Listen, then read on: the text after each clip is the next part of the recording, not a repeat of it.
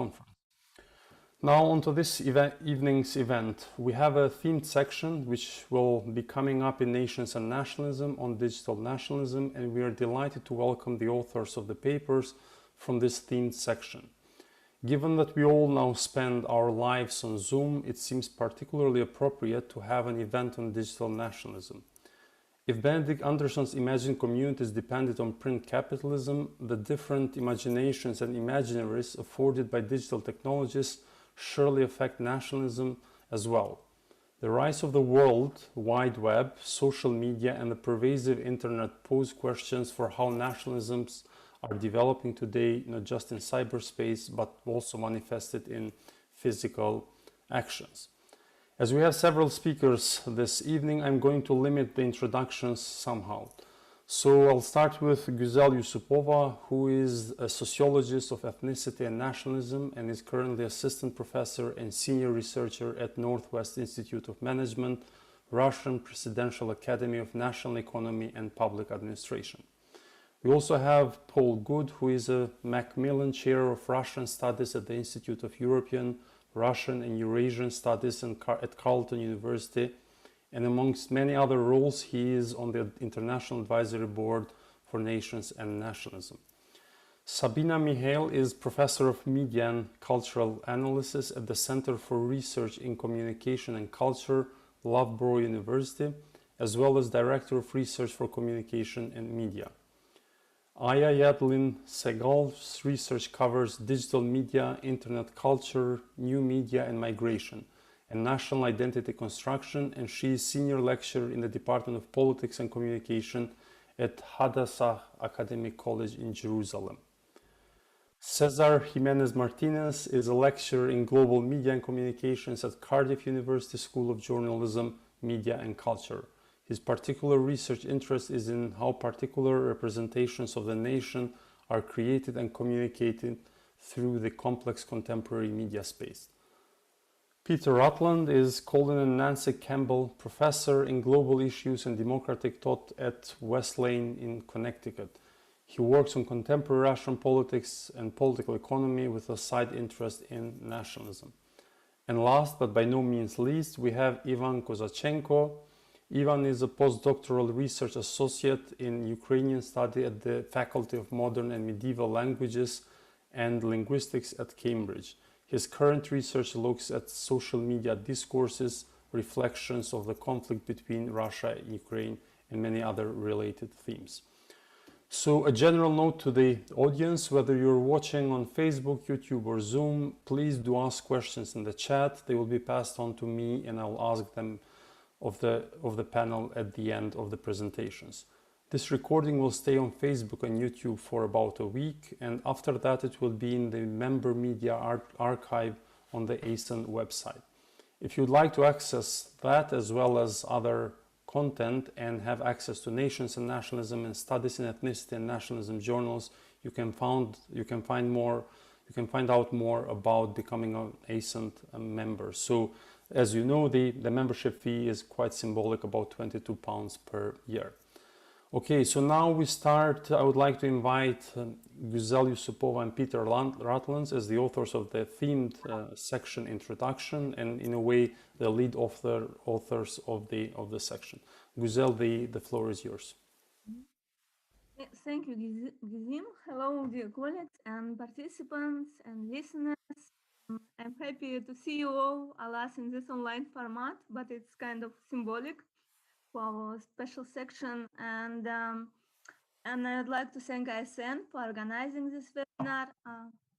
I have to say that these special sections that we will be discussing today originated from the conference Nationalism, Ethnicity and Cultural Diversity in the Digital Age, organized at Durham University in March 2 years ago, thanks to Open World Research Initiative project.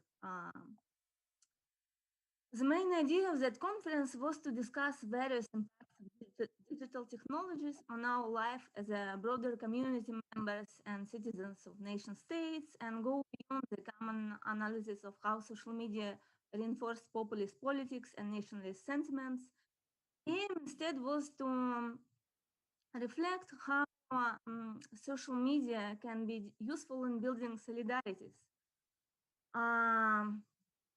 So I would like to thank all the participants of that conference, and especially those who contributed in this special issue that at the end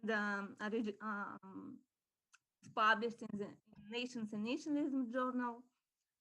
And I believe that we made a small but timely contribution to our understanding of contemporary nationalism, especially in times of pandemic when the digital media have become crucial and in fact omnipresent part of our lives. Before giving word to my co-editor Peter Rutland, I would like to highlight that to me, in my research on Russian ethnic minorities, their engagement with digital media that I'm continuing to explore, I clearly see that digital technologies create new opportunities for ordinary people to participate in both social movement and symbolic construction of community. I argue that nationalism became even more engaging and entertaining enterprise in the digital age, accessible to ordinary folk on daily basis. Engaging in news discussions, initiating them, reacting to the news by means of digital media makes nationalism an attractive way to be politically active and feel sense of purpose and belonging through this engagement. The daily plebiscite of nation, to recall the classic phrase of Ernest Renan, is now happening in cyberspace when people choose which symbols on news to share, comment, or like. There is always something new to discuss online, always something up to date, always you have to always have opinion about. And therefore, the online becomes a crucial space for national imagination and community boundary making as well. And digital media makes nationalism evolving even faster than before, and oftentimes in unpredictable way, as one of the characteristics of digital media that always also evolving till this time. So let me conclude here and give a word to my colleague, Peter Rutland. Thank you. Okay, thanks, Guzel. So I think that my main impression from these really great papers is the complexity. As Guzel said, the digitization increases the intensity and scope of nationalist discourse, and it makes it more complex, more plural, more fragmented. It recalls Jim Rosenau's concept of fragmigration, about how globalization integrates and at the same time fragments. The three big questions that we're all dealing with are, does digital nationalism strengthen the state or weaken the state and strengthen the opposition movements? Second big question is, does it strengthen exclusive ethnic identity or does it strengthen inclusive civic identity? And the third big question is, does it strengthen nationalism in general as opposed to cosmopolitanism or transnational identities? And my answer to all three of those questions is, I don't know. That because it's complicated and pluralistic, we see forces both strengthening and weakening the state at the same time. So, and as Guzel just pointed out, the pace of change is accelerating, so that what was true a year ago is not true today and probably won't be true tomorrow. So those are my broad conclusions. And it also, I would say, again, it breaks down the barrier between banal everyday nationalism and high politics nationalism. It becomes more difficult to separate those two. My final point is that while the digital and doing research on digital is very important, and that's one of the main creative aspects of these papers, is showing how to try to operationalize the study of digital nationalism. We shouldn't forget that digital media are just one in a landscape, an ecology of media. So it's interacting with television, it's interacting with music, pop music, it's interacting with street demonstrations, right? So it's the intertextuality, the way that themes and memes migrate from the digital to the different forms of online TV documentaries, Navalny documentaries on YouTube, movies, Oscar-winning movies, people commenting on social media about all these other media. So it's that textual nature, which is particularly powerful, but it's very, very hard to study. Thanks, Guzel and Peter. I think that kind of gives us a rough idea about the rationale behind the theme section, but also some of the key themes. So now we move on to the first paper, which is Digital Nationalism, Understanding the Role of Digital Media in the Rise of New Nationalism by Sabina, Mihelj, and César Jiménez Martínez. Sabina, the floor is yours. Thank you, Kazim. I'm going to share the slides that I and César have prepared. So in our paper, we explore the general connection between digital media and nationalism. And the motivation for the paper came from two parallel debates that were going on at the time and are still continuing into the present when we were writing this paper. One was this renewed interest among scholars and commentators alike in nationalism, and obviously the palpable presence of nationalism in the political arena, and the sense that perhaps what we're facing over the past few years is the resurgence of nationalism, but also nationalism in new form. So you may be familiar with the debates about the rise of a new nationalism that is particularly linked to populism, to new political developments, and in particular to anti-immigration movements at the time. The parallel debate we were interested in, though, was the debate about the particular role of digital media and especially social media in fueling partially this rise of new nationalism. So this was the context that we were engaging with, these kind of both academic and public debates at the time. But we wanted to take them from a slightly different perspective. First, we asked perhaps a naive question about whether the nationalism that we were seeing was actually new, to what extent it was new. And if it was new, then where was nationalism before its apparent resurgence? And where was it then online? Because if you might remember, perhaps even a decade ago, digital media were associated with the rise of globalization, cosmopolitanism, Europeanism, transnationalism, and certainly not with the renewed rise of nationalism. So why the shift? And the second question we were interested in was, are actually contemporary forms of nationalism substantially different from their historical predecessors? And if so, are these changes a consequence of new digital communication technologies? And this is a question both Guzel and Peter have already alluded to by referring to this notion of digital nationalism being more diverse, more open to diversity, and we'll try to unpack these arguments a bit more. And this is, in fact, one of the arguments we're looking at in the paper as well. So I'll look briefly at the first question first, and I'll hand over to César for the second. Sabina, just a second, sorry to interrupt you. I think your presentation is zoomed in, so you might want to zoom out. It's cut off. We see only part, and now it's okay. Yeah, is it okay now? It's okay, yeah. Okay. Right, I keep forgetting the difference between MS Teams and Zoom when it comes to sharing presentations. So I went into my MS Teams mode. Apologies. So I hope you see it now.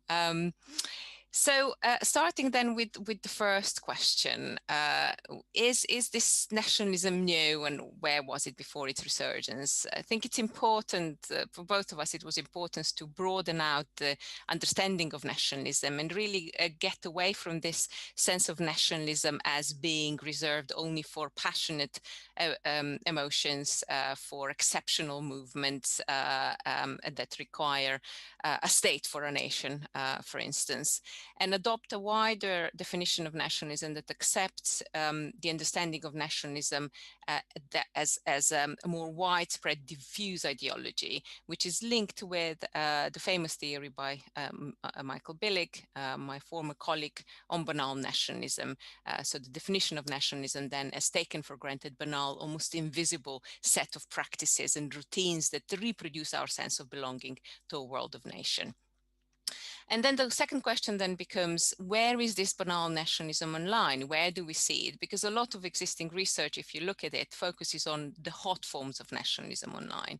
But what we tried to unpack in the paper was the extent to which digital media are very much also a context within which this banal sense of nationalism gets reproduced. And we focused in particular on three dimensions.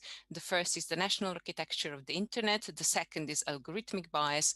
And the third is the nationalization of global platforms, or the creation of national ecosystems. So let me just briefly talk you through these three. By the national architecture of the internet, we have in mind the simple fact that we live in a world, in a connected world that is divided into separate domains that are still national domains. And the country code that is at the end of each website name reveals the country it is related to, and has potentially the nation as well. So although the internet started with presumably global domains that were function related, so .com, .org, and so on, which originated in the US, this function-oriented, function-coded internet domain names were quickly taken over by nationally coded domains. And there's an interesting history and politics to how and why this happens, which we briefly unpack in the paper. The second aspect we look at is algorithmic bias. So the extent to which the algorithms that guide the selection of information you find online are themselves national. And indeed, if you experiment yourself by looking, for instance, at, as Gerd Schneider did in his book on digital nationalism in China, if you compare search functions on Chinese versus Google searches for the very same terms, you will see very different results. And although this is a drastic contrast, of course, between China and Baidu in China and Google, you will see these differences appearing anywhere you look, if you look at national versions of search engines. And the third aspect we briefly consider are the national versions of global platforms. So even the global platforms such as Amazon, Facebook, Netflix have themselves slowly adapted to the national grammar of the digital world, and are offering products to their customers that are filtered through and adapted for national markets. So I'll stop at this point and hand over to César. Thank you. So the next question is, well, is there anything different when we're talking about digital nationalism? If the digital media have changed nationalism? And we argue that there are three overlapping ways in which we can see some change. We stress we're not saying that digital media are the cause of this, but they are facilitating some of these changes, and sometimes they're furthering. And I'm going to briefly outline three that we discuss in the paper. One is that it's participatory and diverse to a degree unseen before, that nationalism is more fragmented and polarized, and that it also is prone to new forms of commodification and commercialization. So the next slide. Basically, when we look at the history of the relationship between the media and the nation, when we think of legacy media, traditionally it's portrayed as a centripetal force, where when we have a common imagination or a central narrative. Not everyone agrees on that, but that central narrative or that centrality exists. However, because of the relative ease of use and the low cost of technologies, now there are a greater number of people, quite often beyond political or economic elites, that are communicating their own versions of the nation. And there are several examples that we mentioned there. Therefore, it's much more difficult to talk about a common or dominant, even if contest-centric. And then comes the question of how much this is a real participation or is an illusion of participation. The next one. So an interesting example that we discuss in the paper is the now closed Twitter account of Sweden, in which every week there was a different Swede in charge of the account, and it was a way to officially communicate the diversity of Sweden, but there were discussions about how participatory or not that was. The next slide, please. Another overlapping characteristic is the fragmentation and polarization, because we can think of this participation as something positive, but also because of the preferences of algorithm, now users have customized contents, and there is a fragmentation of the public realm. And that means that there have been multiple bespoke versions of nationalism And pessimistic interpretations argue that this has emptied out the shared public space, increasing polarization of public debate. And for instance, in the next slide, we can think of what has happened in the digital realm. We can think, for instance, on communities like the Donald on Reddit, which have their own echo chamber, or what happened in Brazil with Vem Pra Rua, Movimento Brasil Livre, but also that has also related to what's been happening in the streets. In the next slide, in which we're seeing, this is just one example, the protests in the United States, in which they have very different causes, but in most cases, they claim to be a representation of the real America. And even in cases, and when there is a rejection of that through burning the flag, it's still within the format of the nation. And the next slide. And the last characteristic is that depending on the socio-political context, digital platforms are contributing to a growing influence of what we can call economic, commercial, or consumer nationalism, basically that understands the nation as a community of economic actors that can sell or consume particular skills, products, but also they can sell the nation itself.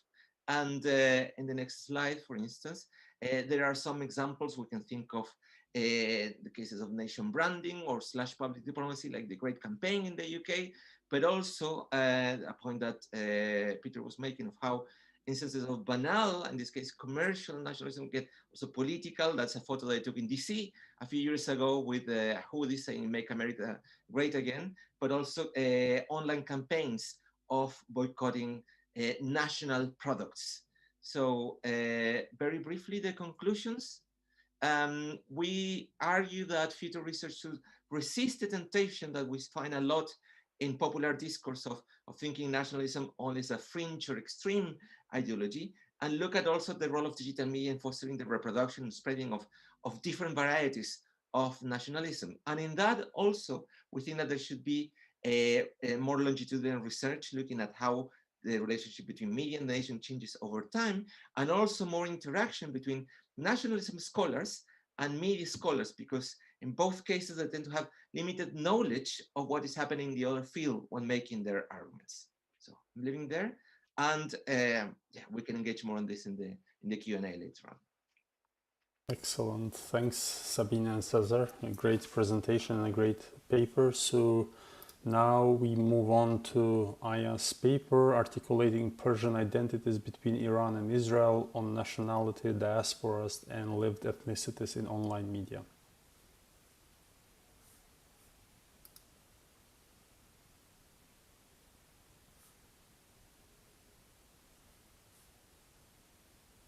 Great.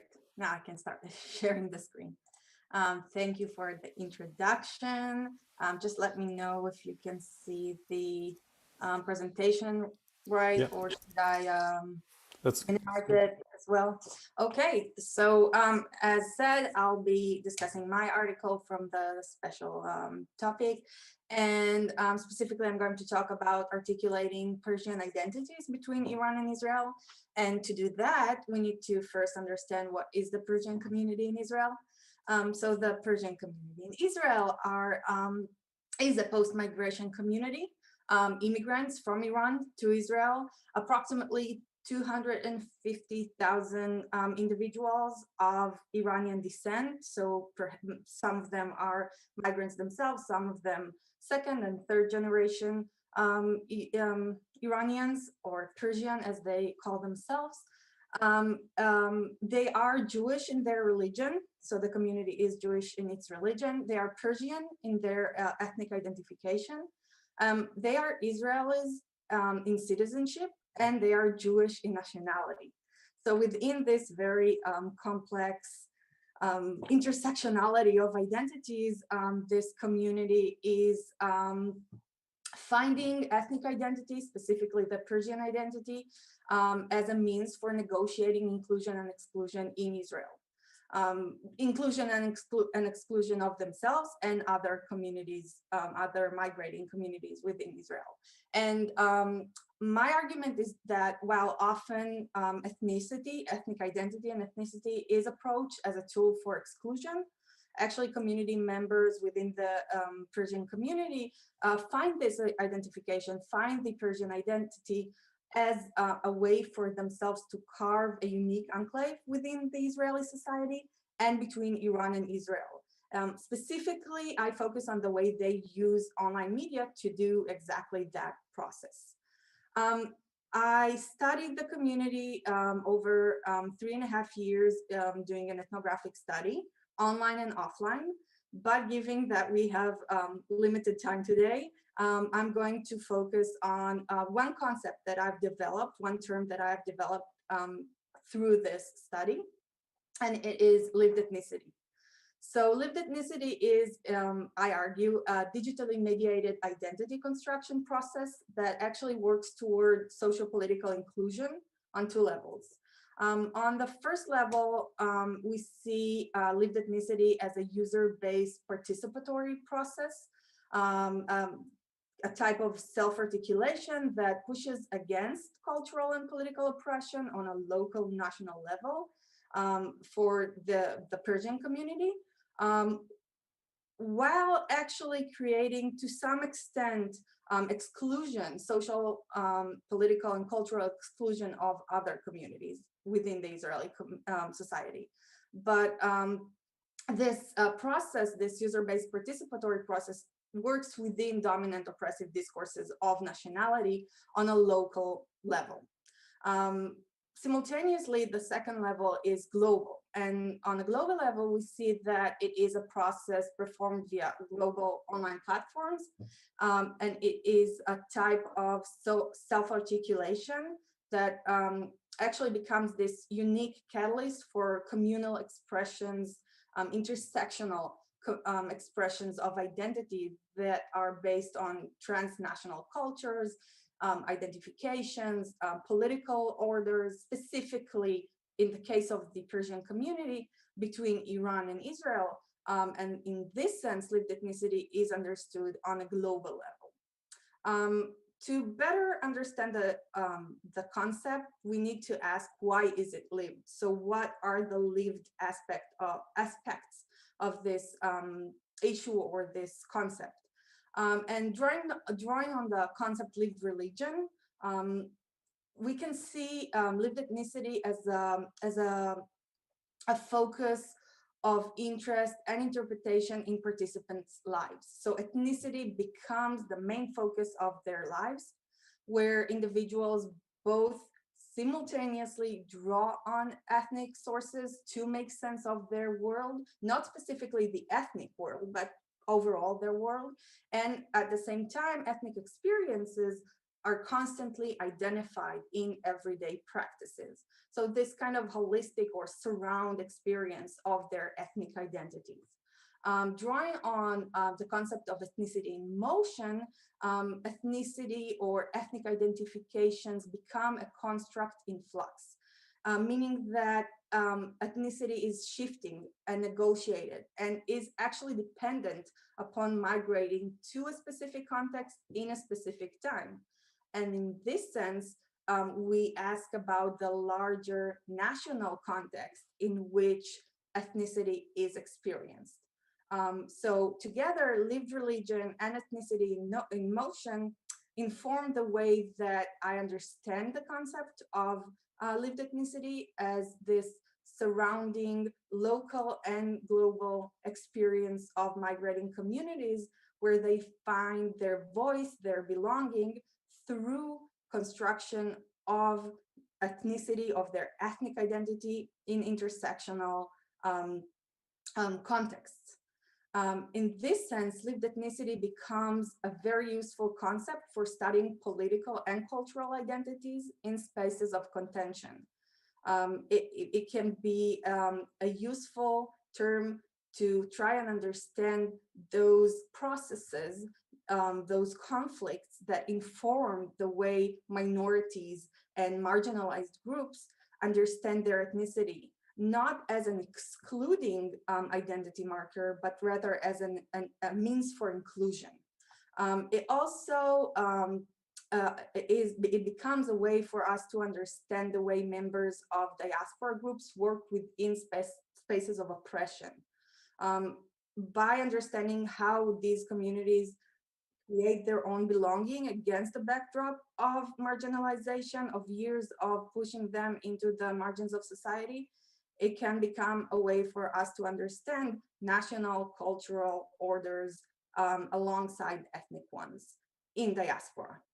And finally, in the context of nationality studies specifically, the term can be very useful for cross-cultural comparisons and analysis. So we can understand how the same group creates and articulates and actually negotiates its ethnicity, its ethnic identity over time, over decades.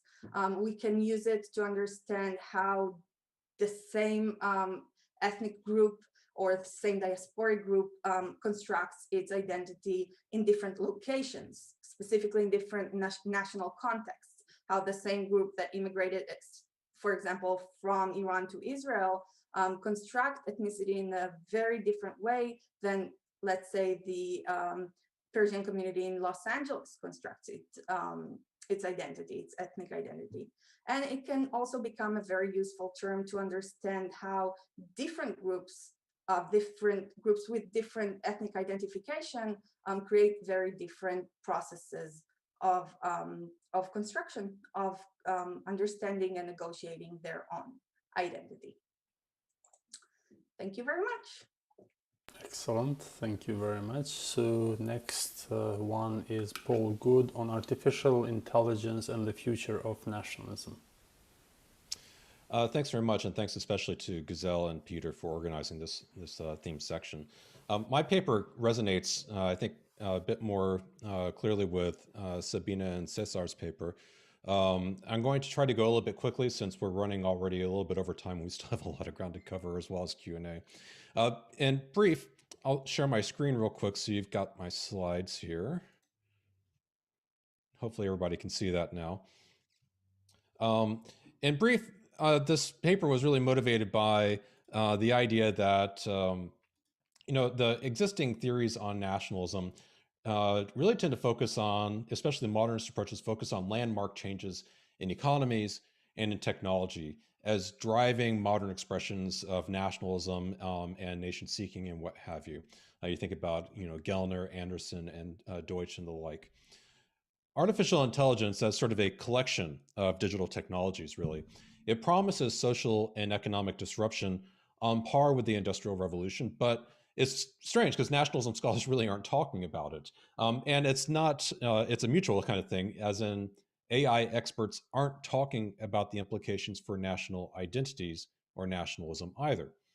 And add to this the fact that we have a tendency really to anthropomorphize artificial intelligence and to ascribe to it nationality or national threats. And this is something that we see repeatedly in cultural representations of artificial intelligence. So what I want to do briefly is to present a couple of ways to understand what we might refer to as AI nationalism.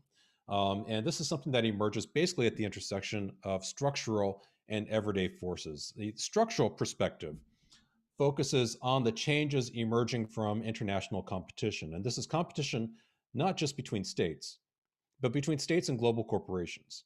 And that this competition changes the basis of sovereignty from territory to control over population data. The flip side of this is the everyday perspective, which focuses on the ways that nations are reconfigured as artificial intelligence comes to permeate all walks of life through pervasiveness of smart devices, trackers, social media, and what have you. So I'll talk about these a little bit briefly and then get into sort of like the broader picture. Structural nationalism. My discussion of this begins with sort of this notion of China's Sputnik moment in artificial intelligence. It followed the 2016 defeat of the 18-time world champion player in the game Go, Lee Sedol, who was defeated by a precocious Western AI named AlphaGo. The former head of Google in China, Kai-Fu Lee, described the match as China's Sputnik moment for 280 million viewers, who perceived AlphaGo's victories as signaling the triumph of Western technology companies over the rest of the world.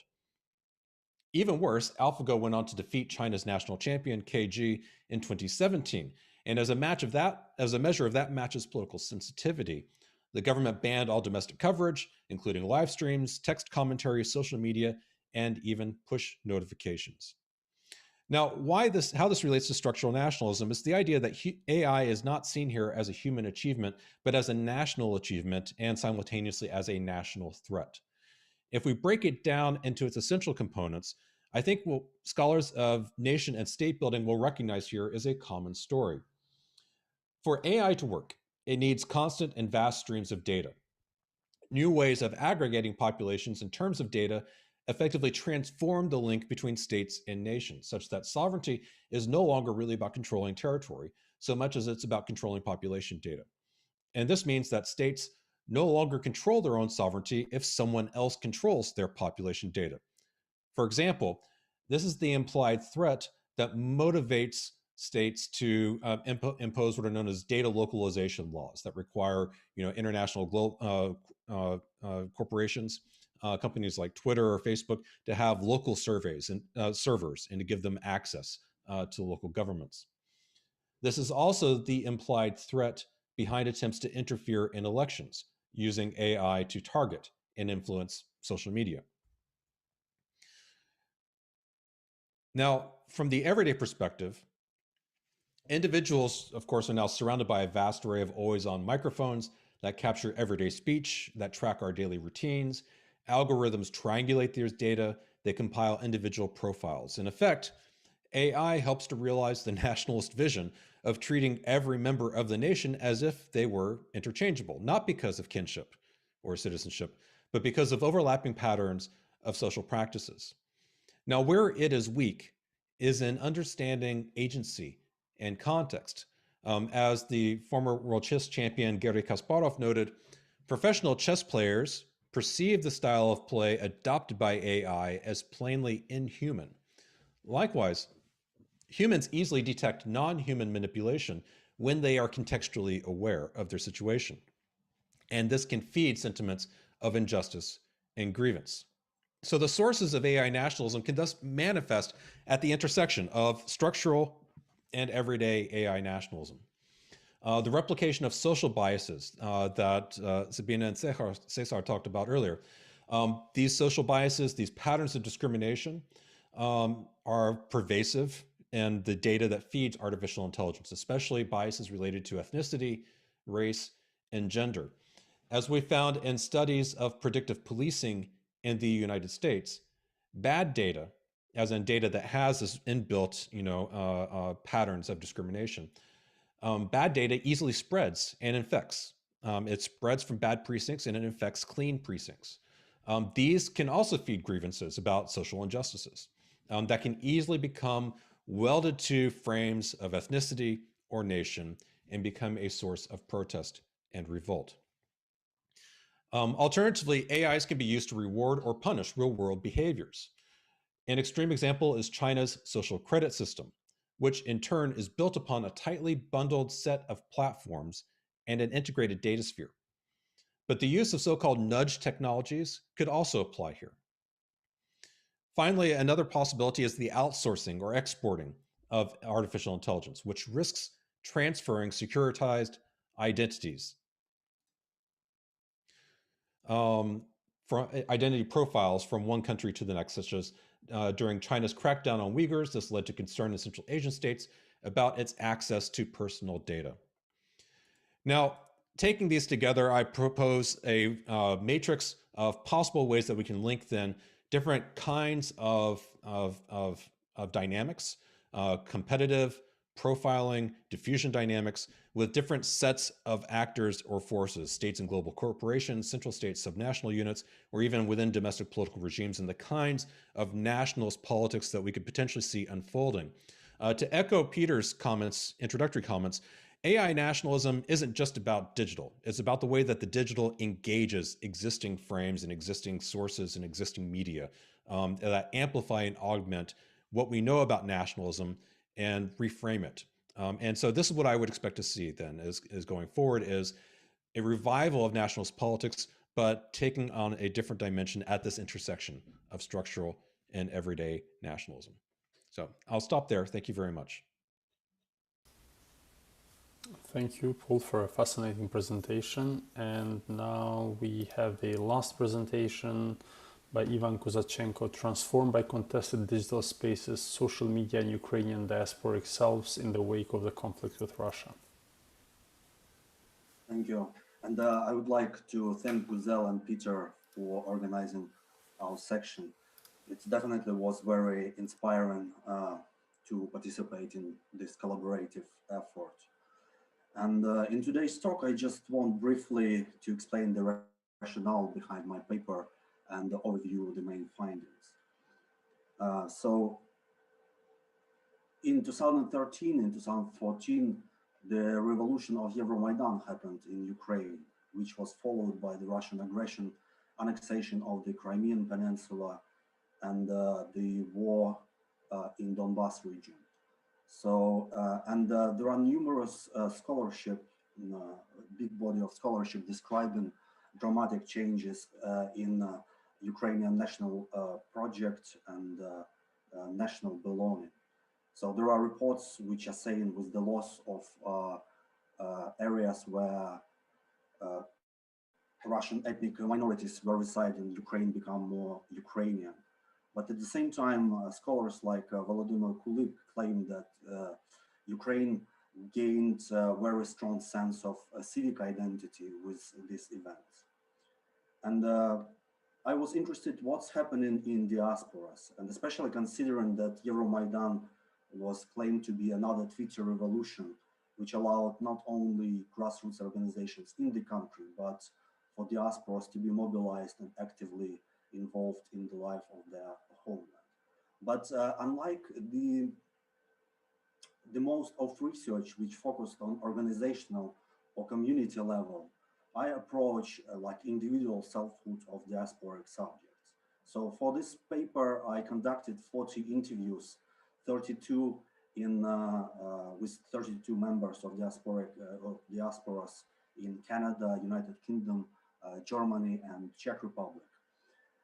The first round of 32 interviews was conducted in 2015-2016, and then 8 participants were re-interviewed later to see the changes over time.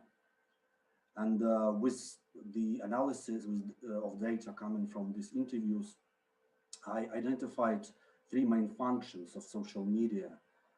This is a function in self-understanding, representation, and commemoration and moral.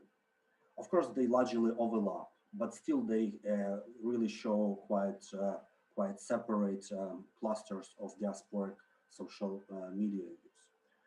So what's happened in terms of self-understanding?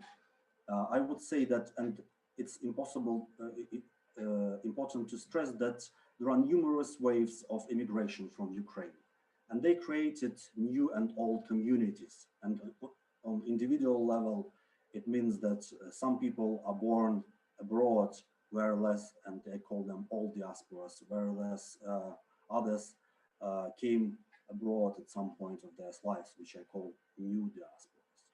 So, and these 2 groups understandably quite distinct. So in my study identifies that for old diasporic subjects, their sense of belonging became more civic. They learned much more about regional diversity and linguistic diversity of their homeland.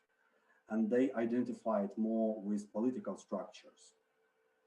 And for instance, they learned about, they decoupled language and state loyalty, seeing that there are a lot of Russian speakers fighting, defending their homeland. I have to say that it didn't let them to embrace Russian fully. Still, Ukrainian language serves as one of the icons of nationalism, but still this understanding is important. Notably, they fully recognized Crimean Tatars, a Turkic indigenous people of Crimea and Ukraine, and they now perceive them as an integral part of their imagined community. This is important. But for new diasporas, actually social media helped to ethnicize them more. So they learned more about ethnic cultures, and actually, for them, the use of social media led to some degree of radicalization. And there is change in dynamic here, whereas like at the beginning of conflict, everyone was talking to everyone and people were engaging like freely and with each other. But over time, the online spaces became more toxic. So my findings somewhat in line with findings by Daniel Conversy about cyberbullying online, and many of my interviewers had these experiences, which actually led them to withdraw from active participants in online discussion, and they prefer lurking, just observing what's going on. And then, of course, representation of diasporic identity online.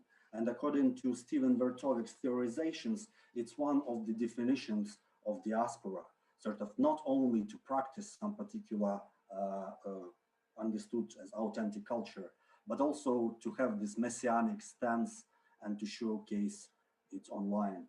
So they definitely do this a lot. And over here, ethnic culture is important, but then there is a plethora of other different activities which are humanitarian programs and showcase of contemporary culture. And there is really a lot of activities which are bridging the host country and the homeland. And finally, there is really a change in commemorative and moral activities online. Before these events, Holodomor, the artificial genocidal famine in Soviet Ukraine of 1932-1933, was the key event which was showcased and represented online. It boosted internal group solidarity, but also allowed more for social justice claims and in sort of using Ukrainian victimhood. So the recent events definitely added many more figures to the pantheon of martyrs of the nation. And these are, within this group, there are different modes. So there is this, the unknown soldier described by Anderson. So this commemoration of nameless people who gave their lives for the country. But at the same time, some commemorative practices are very personal. So, for instance, like commemorating Danilo Didik, a schoolboy who died in terror attack in the city of Kharkiv, or commemoration of Vasil Slipak, the opera singer of Paris Opera, who came to fight to defend Ukraine and who was killed in the front line. And some of interviewees knew these people in person. So it's these activities which definitely constitute some new cluster and relationships with the homeland. And these are the main findings. Obviously, there is more in the paper, but also there is one aspect which didn't make it in the paper, but I find quite important. It could be called digital nostalgia, as a lot of diasporic subjects express how they use social media for these purposes. And it also could be separated like restorative and reflexive digital nostalgias, according to Svetlana Zboyin's definitions, where the former one, it's restoration, some imagined national stasis, sort of homogeneous linguistically or ethnically, homeland and others.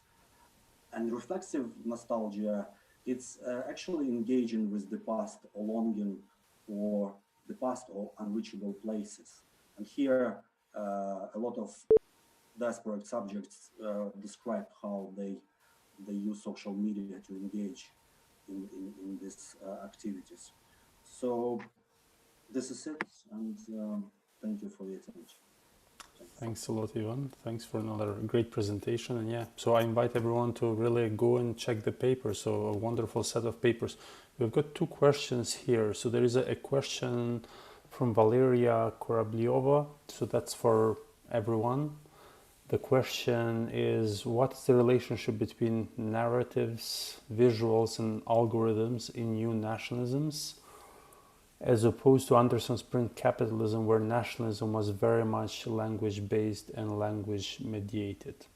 I'll read two other questions and then I'll give you a chance to answer them. So that's the first question. The second question is from Jeren Shengul. So thank you. It was very much, I'm very much interested in Aya's paper and concept of live ethnicities and want to know more about it. How does she differentiate this concept from the other discussions within the literature, such as everyday nationhood or everyday ethnicity? And the third question from Stanislav Shkel: what are internet and digital tools for ethnic minorities in Russia? Is it an advantage or a problem for them in terms of preserving ethnic identity? So there is no, it's not clear to whom the question is addressed, but I guess that would be relevant for at least some of you. So we can start in the reverse order. So Ivan, do you want to start first, and then we'll go backwards?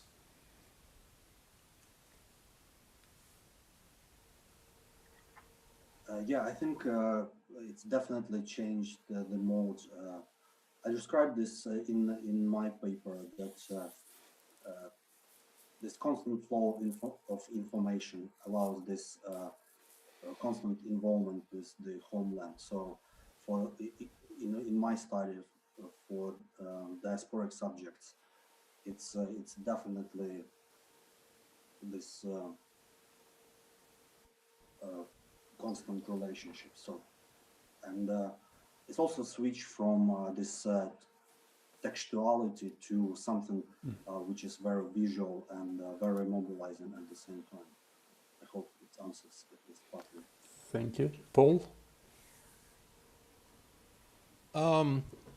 With regards to the first question, I think that on the one hand, you're dealing with a situation, at least from the standpoint of artificial intelligence, that individual narratives as they emerge, say on social media, visuals that get spread across digital media, the languages through which people interact, these are all different data points, and these are all registered as different sets or different categories of practices.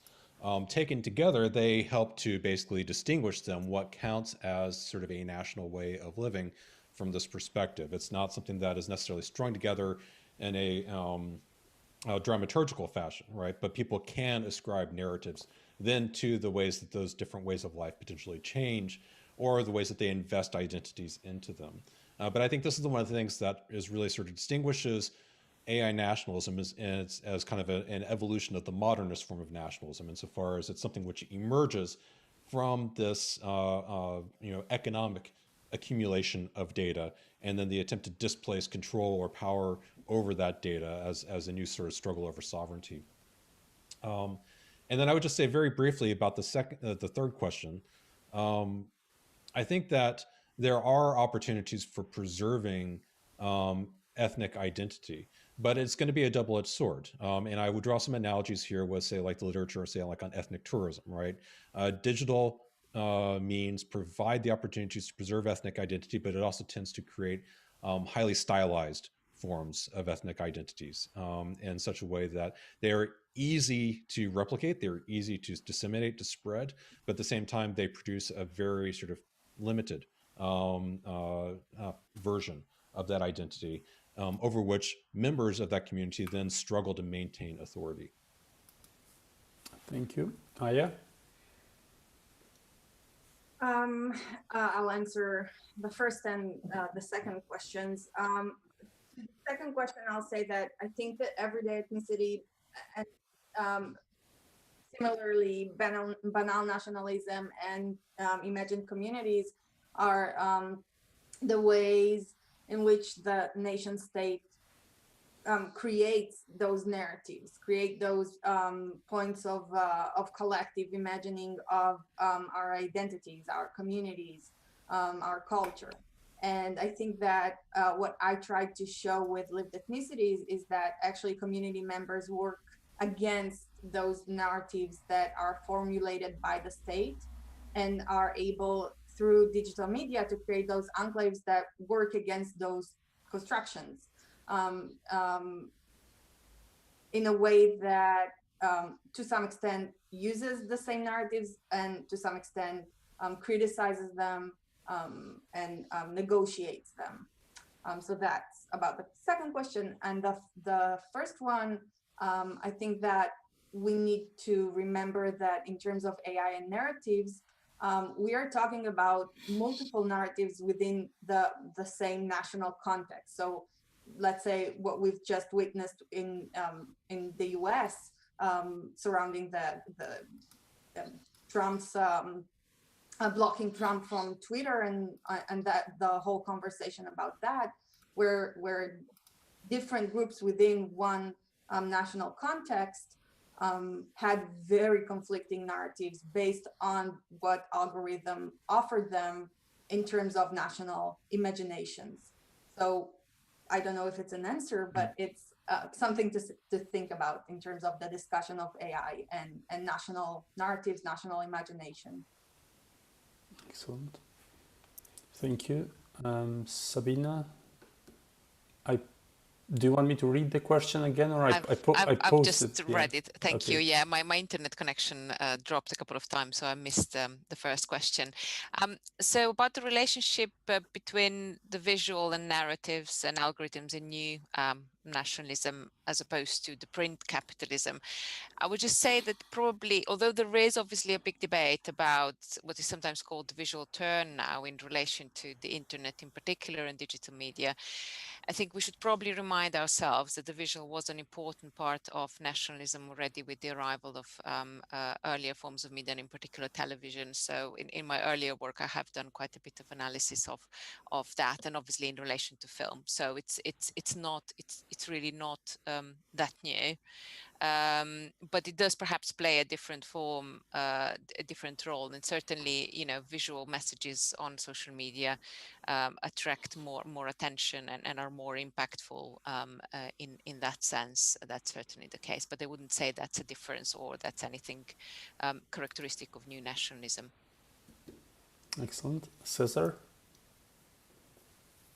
It's difficult to add anything new after those very good answers, but I think that in regards with the first question, I remember one of the points that was made about the papers, that I think that when we're talking also about digital nationalism, we're talking not only about states with each other, but also the significance of corporations and how quite often corporations are the ones designing, managing behind the algorithms, and we know very little about the algorithms, and most of the time the rest of the actors are trying to game the algorithm, and they're trying to discover it, but there is very little knowledge on what happens there. And I think that that is something that we need to take into account, and also that algorithms and digital media in general, they are not the way they are because of a natural thing.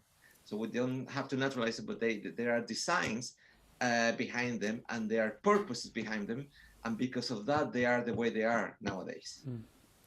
Thank you. And now we've got Guzel and Peter. So I'll take two questions. First, about these differences between print nationalism, traditional media, and current type of digital capitalism, nationalism. I think the difference is that in digital age, let's say, this access of to national symbols, access to the process of community building, let's say, this easier access made nationalism folkloristic, kind of thing. So people tend to share videos, discuss them, change them, play music, change songs, or repeat them in a very specific way, and stuff like that. And also it became more folklorish, let's say, in the sense that this gatekeeping by elites that was more traditional in print media times. This gatekeeping is no more important today, I think. In this sense, today, as I argued already in the beginning, today nations became more accessible for ordinary people, and also they don't know exact algorithms. Anyway, these algorithms work in a way of spreading most popular videos, most popular images, and what is becoming popular is up to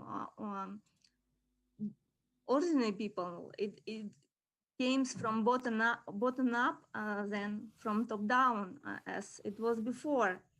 And regarding the second questions about digital media and its role for minorities, I think minorities' maintenance and their ability to preserve their culture definitely digital media helped it, of course.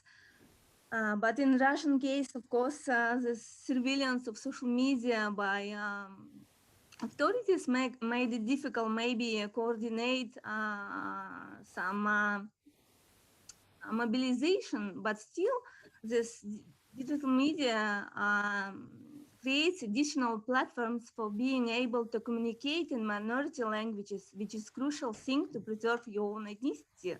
It's additional, when before people rarely wrote written in minority languages, now they easily can do it in social media when communicating. And this helped preserve minority cultures, definitely. So be it. And I think Peter will talk more about this visual. Yeah, I'm working on this visual question and picking up where Sabina made the point that it's not new to have visual narratives as part of a national appeal. And I would push it back against Benedict Anderson, that he chose to focus on the written word and language.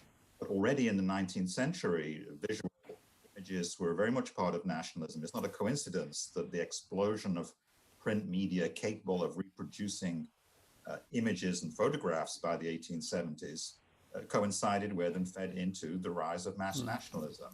And the first edition of Anderson's work had no images at all in it. And his second edition put 5 images in there, but he was excluding effectively the circulation of images from his account of how nations imagine themselves. That is something that we need to correct. Thanks a lot. Thanks to everyone. So I'm aware it's 5:05, but we're happy to take another round of questions here. Just to say that Paul sends his apologies. He had to leave because he had another meeting. So we've got another 3 questions, I think. So the first one is by Julia Bidenko. So it's a question for all speakers: how the polarization of societies and appearance of informational bubbles caused by social networks and artificial intelligence algorithms is affecting spreading of nationalism as mainstream ideology in contemporary countries. So that's the first question. The second one from Oded Marom. So it's more a question for Sabina and César, but also for others. So it's about the rise of populist nationalism online.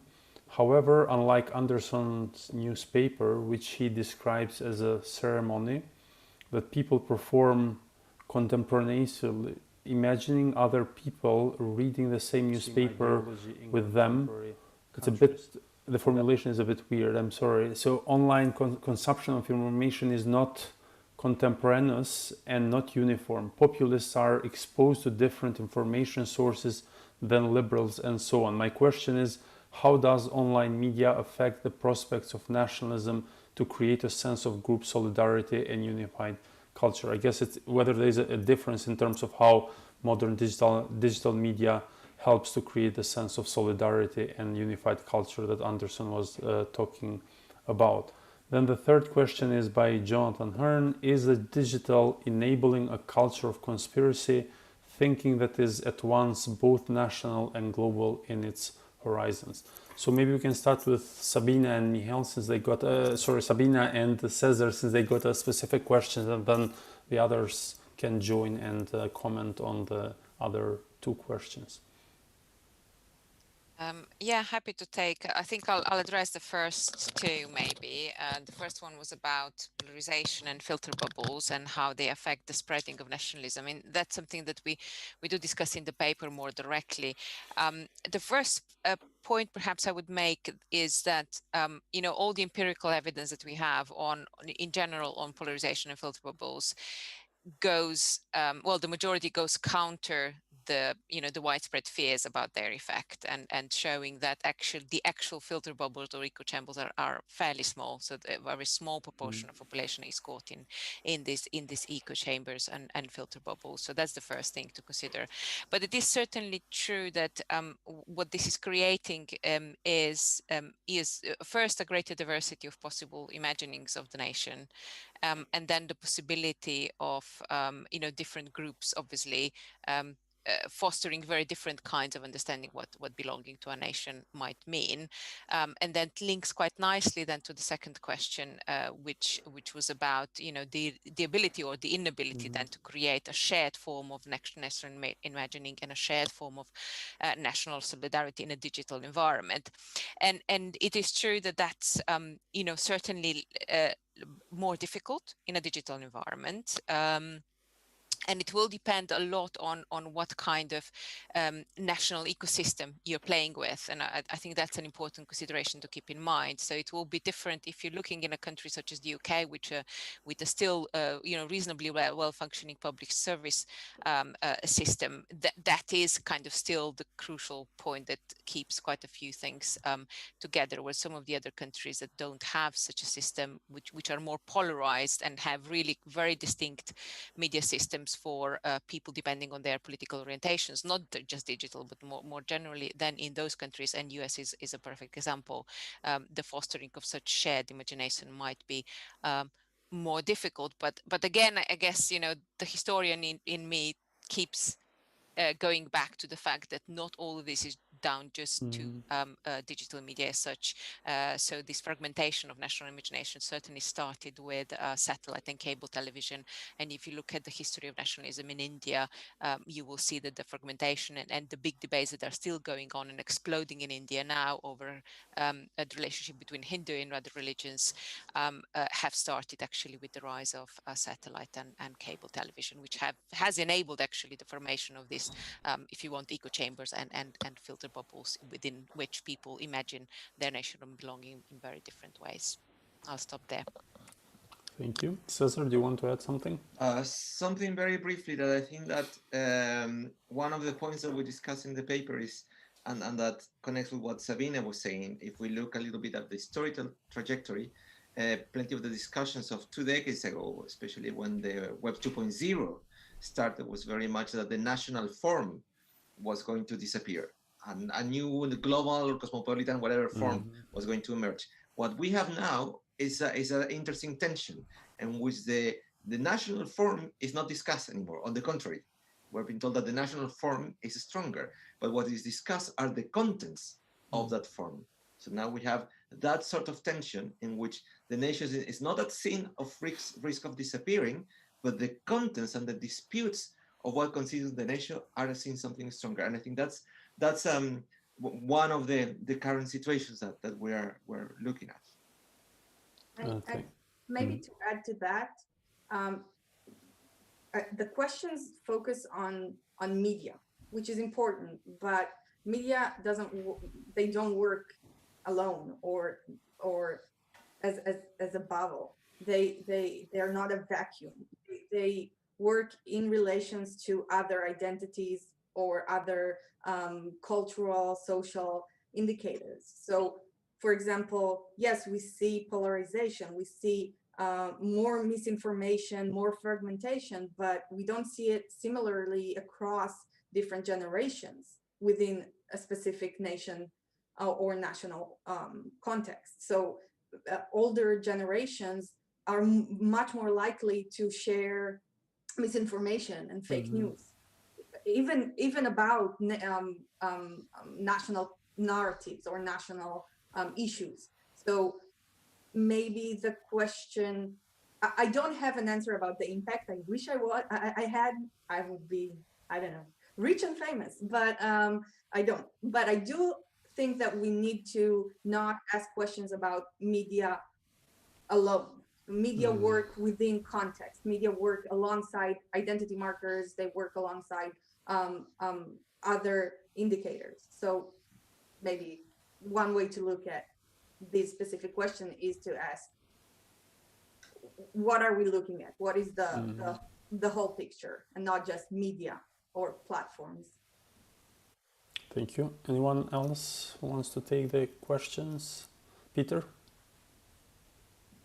Yeah, again, I'm a bit of a broken record here. I'd make the same point about the 19th century, that, yeah, America is a very polarized society right now, but, you know, what about the Civil War? What about racist violence? What about hundreds of lynchings in waves in the 1920s? You know, so we've been here before, unfortunately. And so I'm a kind of cycle theory of history person. And another kind of final point is where is this all going depends a lot on which cases we're looking at. This is a point I'm always making as a comparative politics person. And China is the elephant in the room. I mean, if you put China into your model of the relationship between democracy and GDP growth, you get one answer. If you take China out of the model, you get a different answer, you know, and it's a quarter of the world's population, 20% of the world's population, so you can't really leave it out. And I think that's very much true of the relationship between digitalization and nationalism, that, you know, the crushing of the Uyghurs and the Hong Kong has really tipped the balance back towards statist state as the big victor in this contest so far in China. And then I don't know about India. That's also a very important case where, again, I think in India the jury is still out on the overall vector of digitization. It could go either way, I think, in India, but in China it looks like the jury is in now, and the state is winning. I mean, just kind of related to that question that we had about the distinction between the national and global, and how the digital media has a potential, not only in the context of the culture of conspiracy thinking, but also more generally to basically eliminate that distinction between the national and global because of the quick spread of news. I wonder whether someone would want to reflect on that, but also a more general question about, is digital nationalism more democratic because it allows more participation, and as some of you already were mentioning, the role of gatekeepers is decreasing. Of course, the role of elites in many ways is strengthening, because also it's enabling elites. I mean, we all know about Trump's and his tweets, to communicate in real time with millions of people without any mediation by media or anyone. But also there is the other side where people can actively participate in different forms in nation building. So is it more democratic in that context? And that the last question that we got from one of the viewers is, can we talk about TikTok nationalism? Anyone who would want to take the questions? May I just yes, Ivan? also bring together all previous questions in terms of bubbles and echo chambers. I mean, like on individual levels, obviously, lots of research documents that people create these echo chambers not to face some uncomfortable views or views they do not share. But on top of this, obviously, there is this algorithmic power. So even like timeline of friends, it's also affected not by user herself, but also by algorithms. So it creates like this vicious circle. And I think that it's definitely digital democracy is a reality, but it's also this populism, sort of vulgarization of communication. So no one needs nowadays, or at least most politicians, to write elaborate plans and explanations what they're about. So everything pretty much comes down to the length of a tweet or a good meme and so on. And bringing together this conspiracy element, I think it's, I agree with Aya that it's very culturally related. Say for post-Soviet states, cultural trauma is a big part of it. So this natural mistrust, which is widely used and used nowadays, say like anonymous Telegram channels, which shape pretty much, or not maybe shape, but affect the national building to a large extent. So just several thoughts about Thank this. you. Thanks, Ivan. May I please add a couple of words and explain why I maybe sounded naive earlier and why I'm actually hopeful for digital democracy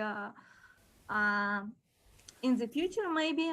I think digital media is still a new phenomenon, and we just started discussing this ethics, rules, and we on the way of building this new ways of using these new tools, and this is why I'm actually hopeful that we just haven't explored these positive aspects of digital media and the possibilities that it gives us. But we are on the way, and we just need to maybe intensify our discussion on ethics of media.